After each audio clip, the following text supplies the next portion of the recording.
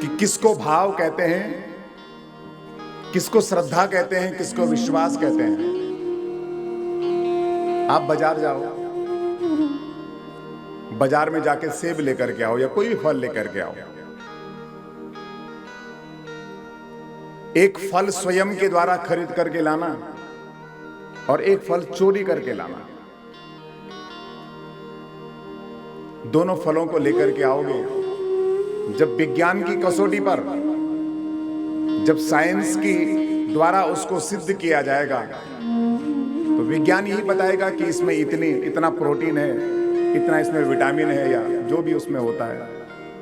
लेकिन ये हमारा मन, ये हमारा विश्वास, ये हमारी भक्ति जब उस चोरी के फल को खाएगी तो स्वादहीन, सारहीन, मन में कहीं ना कहीं कड़वाहट रहेगी।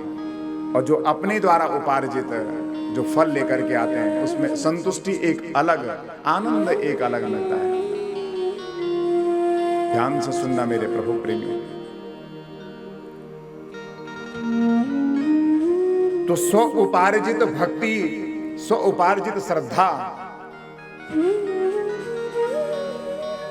स्वयं के द्वारा किए हुए कर्म में कि जो परिणति, जो प्राप्ति हमें होती है, उसका अलौकिक आनंद प्राप्त होता है। इसलिए बड़ी श्रद्धा पूर्वक और विश्वास पूर्वक, ये श्रद्धा और विश्वास कौन है?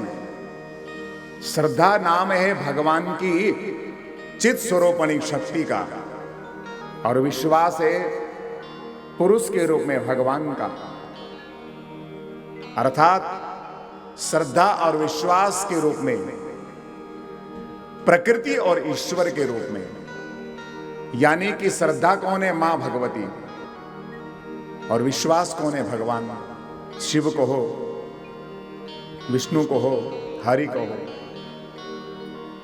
तो बिना श्रद्धा के और बिना विश्वास के किया हुआ श्रवण, किया हुआ दान, किया हुआ पुण्य कर्म, किया हुआ व्रत सब निष्फल हो जाता है।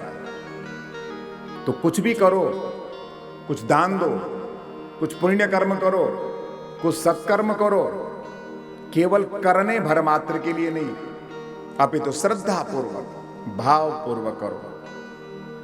क्योंकि भगवान भाव के भूखे हैं, भगवान भावना के भूखे हैं, भगवान मन के भूखे हैं, हमारी वस्तुओं के नहीं।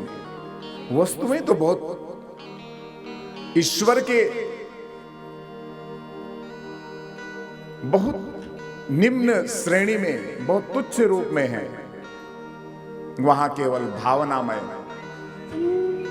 वहां केवल विश्वासमय, वहां केवल प्रेममय मन की आवश्यकता होती है। वैसे हमें कार्य की परिणति होती है। जैसा हमारा मनन होता है तदनुरूप ही हमारा व्यवहार, हमारा वर्तन बनता है।